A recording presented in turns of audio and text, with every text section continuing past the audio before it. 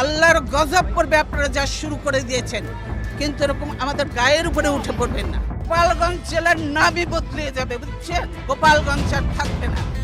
সময়ের চাকা যে কতটা নির্মম এবং ইতিহাসের বিচার যে কতটা অমোঘ, তার এক চাঞ্চল্যকর ও গায়ে কাঁটা দেওয়া দৃষ্টান্ত এবার পুরো দেশের সামনে উন্মোচিত হলো। সামাজিক যোগাযোগ মাধ্যমে হঠাৎ করেই দাবানলের মতো ছড়িয়ে পড়েছে একটি অকল্পনীয় অডিও কল রেকর্ড। আর এই অডিও ক্লিপটি ফাঁস হওয়ার পর থেকেই রীতিমতো তোলপাড় শুরু হয়েছে পুরো নেট দুনিয়ায়। কাঁপন ধরেছে পতিত স্বৈরাচারের দোসরদের বুকে। দাবি করা হচ্ছে ইন্টারনেটে ভাইরাল হওয়া এই ফোন আলাপটি বর্তমান বাংলাদেশের মাননীয় প্রধানমন্ত্রী তারেক রহমান এবং পুলিশের সেই চরম বিতর্কিত নারী কর্মকর্তা আয়েশা সিদ্দিকার মধ্যে। হ্যাঁ দর্শক, ঠিকই শুনেছেন, সেই আয়েশা সিদ্দিকা যিনি 2013 সালে ক্ষমতার দম্ভে অন্ধ হয়ে তৎকালীন বিরোধী দলীয় নেত্রী এবং বর্তমানের মাননীয় প্রধানমন্ত্রী বেগম খালেদা জিয়ার গাড়ির সামনে চরম অসভ্য আচরণ করেছিলেন। আজ যখন তারেক রহমান দেশের প্রধানমন্ত্রী, তখন সেই পলাতক পুলিশ কর্মকর্তাকে ফোন করে কী করা বার্তা দিলেন তিনি? কেন এই কল রেকর্ডটি আজ সারা দেশের মানুষের আলোচনার কেন্দ্রবিন্দুতে পরিণত হয়েছে? আজকের এই বিশেষ আয়োজনে আমরা সেই ভাইরাল কল রেকর্ডের নেপথ্যের পুরো গল্প এবং আয়েশা সিদ্দিকার পতনের চাঞ্চল্যকর ইতিহাস আপনাদের সামনে তুলে ধরব। ভিডিওটি না টেনে একদম শেষ পর্যন্ত দেখুন, কারণ আজকের প্রতিবেদনটি কোনো হলিউড থ্রিলারের চেয়েও নাটকীয়। সেই কল রেকর্ডের রহস্য উন্মোচনের আগে আমাদের একটু ফিরে যেতে হবে 2013 সালের 29 ডিসেম্বরের সেই কুখ্যাত দিনটিতে। ঢাকার গুলশানের ফিরোজা ভবনের সামনে আড়াআড়ি করে সারি সারি বালুর ট্রাক রেখে বেগম খালেদা জিয়াকে অবরুদ্ধ করে রাখা হয়েছিল। সেই অবরুদ্ধ অবস্থা ভেঙে তিনি যখন বের হওয়ার চেষ্টা করছিলেন, তখন প্রোটোকলের সমস্ত নিয়ম ভেঙে একজন ভদ্র নারী হিসেবে যে সৌজন্যবোধ থাকার কথা ছিল, তার ছিটে ফোঁটাও না রেখে এই আয়েশা সিদ্দিকা চরম ঔদ্ধত্য নিয়ে বেগম জিয়ার গাড়ির সামনে দাঁড়িয়ে পথ আটকেছিলেন। শুধু পথ আটকানোই নয়, একজন বয়োজ্যেষ্ঠ নেত্রীকে সেদিন চরম অপদস্থ করার সুনির্দিষ্ট অ্যাসাইনমেন্ট তিনি পালন করেছিলেন।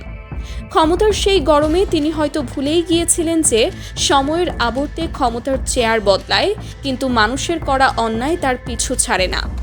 আজ সেই আয়েশা সিদ্দিকা যখন দেশের বাইরে পলাতক, তখন বর্তমান প্রধানমন্ত্রী তারেক রহমানের এই অডিও ফাঁস হওয়ার ঘটনা যেন তার কপালে এক অমোচনীয় কলঙ্কের দাগ হিসেবে দাঁড়িয়েছে।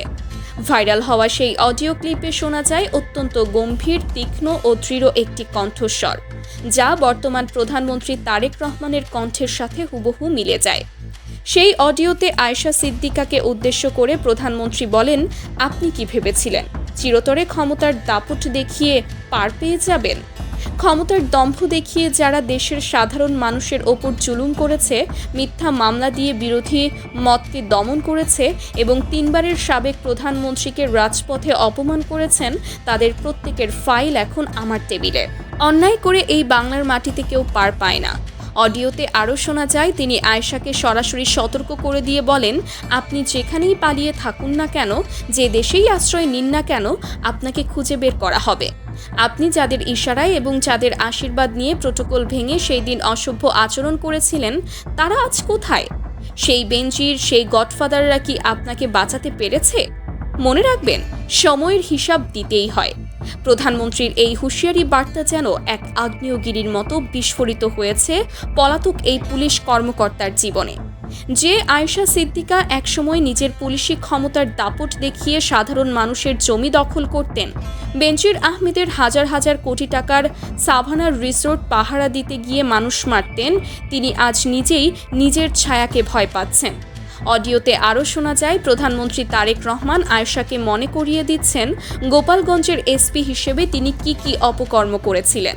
সাধারণ গরিব মানুষের জমি ড্রোন উড়িয়ে চিহ্নিত করে জোরপূর্বক দখল করা, পুলিশের ক্ষমতার অপব্যবহার করে নিরীহ মানুষকে হয়রানি করা, প্রতিটি ঘটনার ফাইল এখন সরকারের কাছে। তারেক রহমান তাকে সাফ জানিয়ে দিয়েছেন, আইনের শাসন প্রতিষ্ঠা করতে হলে আয়েশা সিদ্দিকার মতো দুর্নীতিবাজদের দৃষ্টান্তমূলক শাস্তির কোনো বিকল্প নেই। আয়েশা সিদ্দিকার পতনের এই গল্পটি কোনো বিচ্ছিন্ন ঘটনা নয়, এটি একটি দীর্ঘ সিন্ডিকেটের অংশ। তিনি যখন গোপালগঞ্জের এসপি হিসেবে দায়িত্ব পালন করছিলেন, তখন পুরো জেলাকে তিনি নিজের ব্যক্তিগত জায়গির বানিয়ে ফেলেছিলেন। বেনজির আহমেদের সাথে তার এই অন্ধকার সখ্যতা শুধু অর্থের বিনিময়ে ছিল না, বরং ছিল ক্ষমতার আধিপত্য বিস্তারের এক সম্মিলিত প্রচেষ্টা। তারা জানতেন প্রতীত স্বৈরাচারের আশীর্বাদ মাথার ওপর থাকলে আইন তাদের স্পর্শ করতে পারবে না। বেনজিরের নির্দেশে তিনি সাধারণ কৃষকদের বুকে বন্দুক ঠেকিয়ে তাদের বাপ দাদার ভিটেমাটি লিখে নিয়েছিলেন। ওই অসহায় কৃষকদের চোখের পানি সেদিন আয়েশা সিদ্দিকার মন গলাতে পারেনি। কিন্তু 5ই আগস্টের ছাত্র জনতার মহাবিপ্লবের পর পরিস্থিতি পুরোপুরি উল্টে গেছে। এখন তাদের সেই দম্ভ ধুলোয় মিশেছে। ইন্টারপোলের মাধ্যমে তাকে ফিরিয়ে আনার প্রক্রিয়াটি দীর্ঘমেয়াদী হলেও সরকার যে বদ্ধপরিকর তা এই অডিও ক্লিপটির মাধ্যমে স্পষ্ট হয়েছে। আয়েশা সিদ্দিকার নামে থাকা বিপুল পরিমাণ অবৈধ সম্পদ, তার বিলাসবহুল গাড়ি ও অঢেল ব্যাংক ব্যালেন্স এখন সরকারের নজরে। তদন্তে উঠে আসছে চাঞ্চল্যকর সব তথ্য। কিভাবে সাধারণ মানুষের জমি দখলের পর সেগুলো বেনজিরের ঘনিষ্ঠ সহযোগীদের নামে হস্তান্তর করা হতো। প্রতিটি জমির দলিলের সাথে তার স্বাক্ষর এবং প্রভাব বিস্তারের অকাট্য প্রমাণ রয়েছে। এই কল রেকর্ডটি ইন্টারনেটে ছড়িয়ে পড়ার সাথে সাথেই সামাজিক যোগাযোগ মাধ্যমে তোলপাড় শুরু হয়েছে। সাধারণ মানুষ বলছেন, আয়েশা সিদ্দিকার মতো কর্মকর্তাদের কারণে বাংলাদেশের পুলিশ বাহিনী কলঙ্কিত হয়েছিল।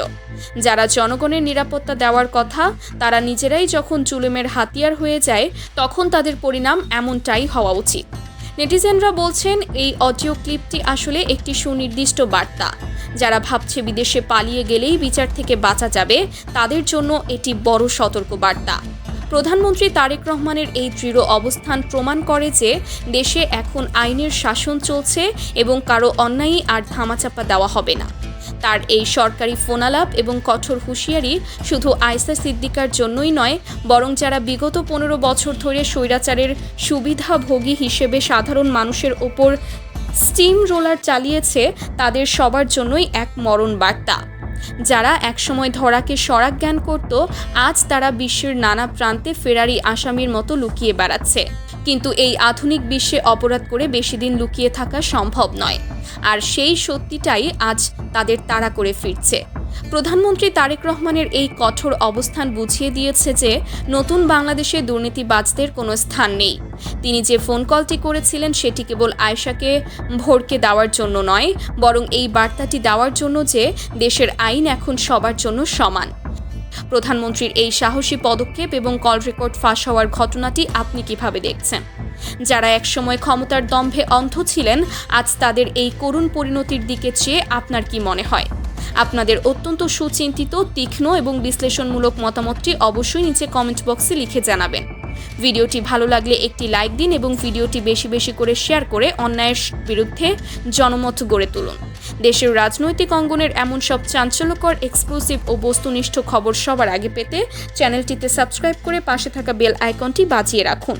সত্যের পক্ষে থাকুন, ন্যায়ের সাথে থাকুন। আজকের মতো এখানেই বিদায় নিচ্ছি। আল্লাহ হাফেজ।